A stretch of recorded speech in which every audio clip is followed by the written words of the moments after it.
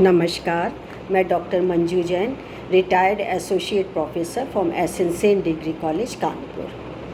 मैं पिछले कई सप्ताह से मैं और आप नामक शीर्षक के अंतर्गत कोरोना मिथ और सच्चाई के बारे में कुछ जानकारियाँ वीडियो के माध्यम से दे रही हूँ, क्योंकि जब भी हम लोग फ़ोन के द्वारा, मोबाइल के द्वारा, मैसेज के द्वारा या आपस में अपने कॉरिडोर में, अपने बिल्डिंग में आसपास के लोगों से मिलते जुलते हैं, ख़ास करके फ़ोन से जब बातें होती हैं या अपने रिलेटिव से बातें होती हैं, तो बहुत सारे विचार मन में उठते रहते हैं।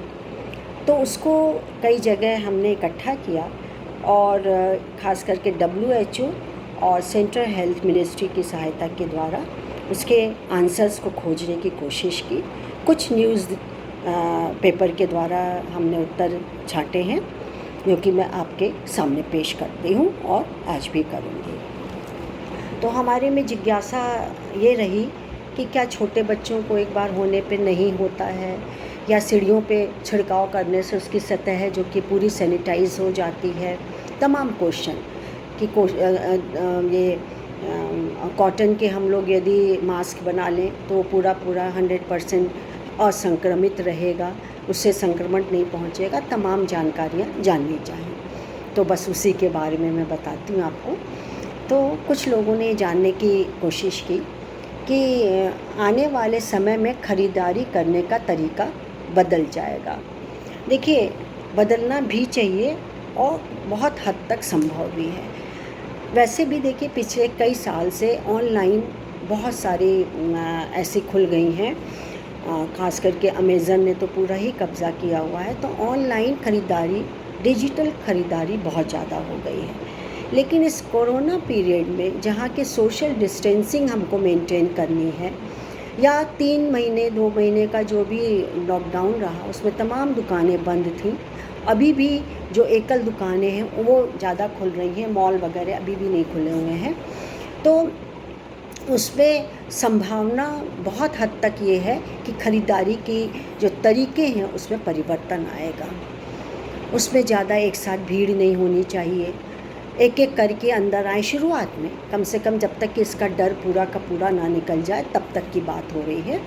तो निस्संदेह ऑनलाइन या डिजिटल ख़रीदारी में ज़्यादा लोग विश्वास करेंगे, और नकदी नोट दे करके आदान प्रदान करना या स्वयं जा कर के जो ख़रीदारी होती थी, चाहे वो छोटी हो चाहे बड़ी हो, वो अब हम लोगों में परिवर्तन लेकर के आएगी। आज तो बहुत सारे ऐसे सब्जी वाले भी हैं जो कि कार्ड स्वीकार कर ले रहे हैं, जो अच्छे डिस्ट्रीब्यूटर हैं और सब्जी रखते हैं या डिस्ट्रीब्यूट करते तो बड़े वो डिस्ट्रीब्यूटर हैं, तो वो वही तरीका अपनाते हैं। लेन देन रुपयों का बहुत कम हो गया है, तो आगे भी बदलाव आएंगे, ये तय बात है। कुछ लोग जानना चाहते हैं कि पंखा और कूलर चलाते समय हमें किस बात का ध्यान रखना चाहिए, या क्या उससे संक्रमण, उस बाहर से जो हवा आती है उससे संक्रमण फैल सकता है। तो देखिए, हवा में इसके संक्रमण नहीं है, इसके संक्रमण होने के कोई भी हमारे में ऐसे प्रूफ नहीं हुए हैं। WHO भी रिपोर्ट में भी ये कहता है कि इसमें हवा में इसके कीटाणु, वायरस जो हैं वो नहीं तैरते हैं, बल्कि ये हमारे बात करने से जो ड्रॉपलेट्स निकलती हैं, खांसने से, छींकने से, बात करने से, जोर से खांसने के द्वारा, उससे ये कोरोना होता है।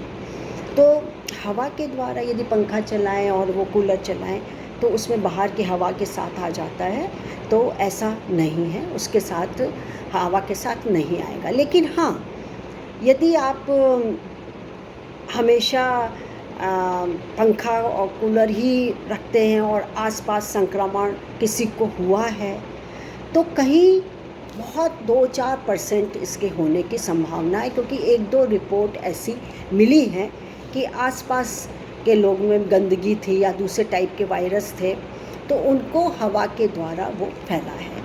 लेकिन कोरोना के लिए 100% इस पर रिलाई नहीं कर सकते।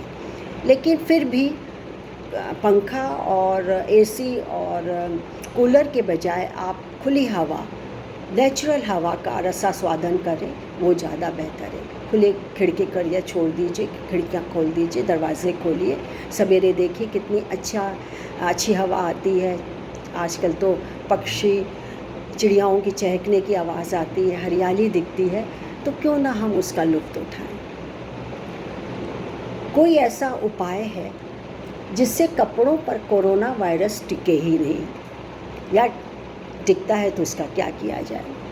तो मैं ये आपको पढ़ के बताती हूँ कि IISM के वैज्ञानिकों ने इसका समाधान निकाला है। इन्होंने नैनो टेक्नोलॉजी पर आधारित पॉलीमेरिक सुपर हाइड्रोफोबिक कोटिंग तैयार की है। यह कोरोना वायरस जैसे सूक्ष्म जीवों को नष्ट कर सकती है। इस कोटिंग को कपड़ों पर लगा दिया जाए तो उसके संपर्क में आने वाले वायरस या जीवाणु आदि सूक्ष्म जीव नष्ट हो जाते हैं। दरअसल सिल्वर नैनो कण वायरस की बाहरी परत को तोड़ देते हैं, जिससे इस कोटिंग से युक्त कपड़े कोरोना से संक्रमित नहीं होंगे।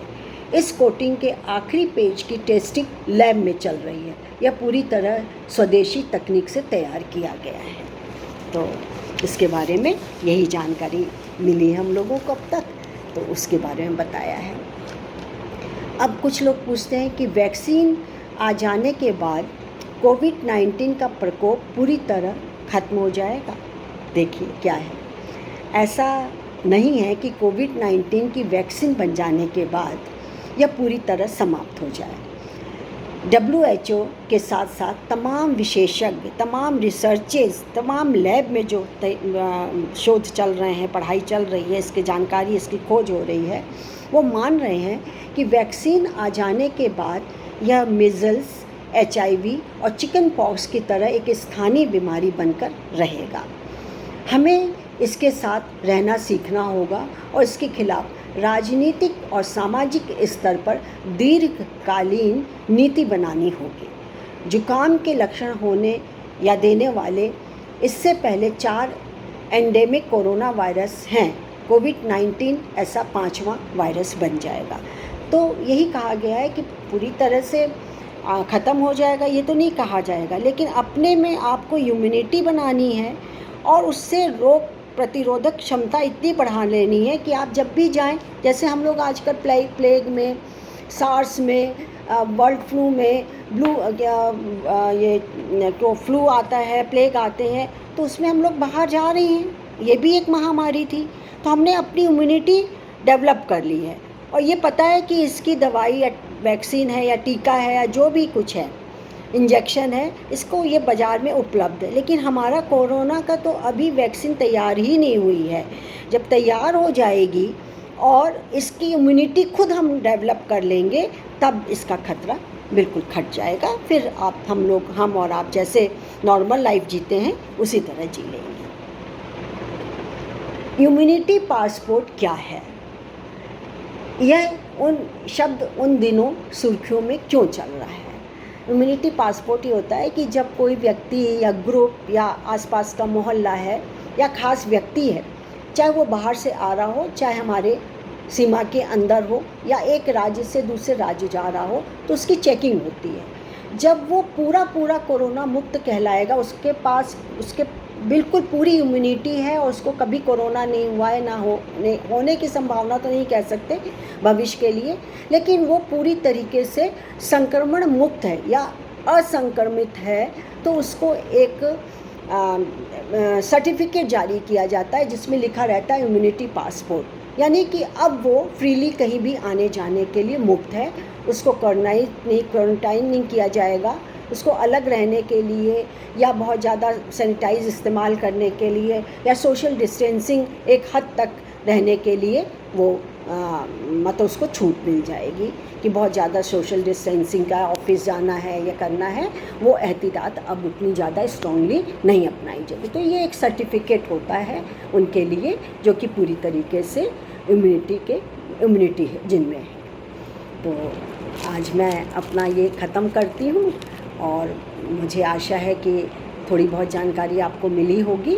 और बाद में मेरा संदेश यही है कि कोरोना से घबराएं नहीं, सिर्फ सावधानी, सोशल डिस्टेंसिंग और सरकार द्वारा दिए गए परामर्श या जो भी उनकी राय, सलाह, मशवरा, रूल हैं, उनको ज़रूर पालन करें, उनका ज़रूर पालन करें, तो हम कहीं हद तक इस महामारी से लड़ सकते हैं और विजय प्राप्त कर सकते हैं। नमस्कार।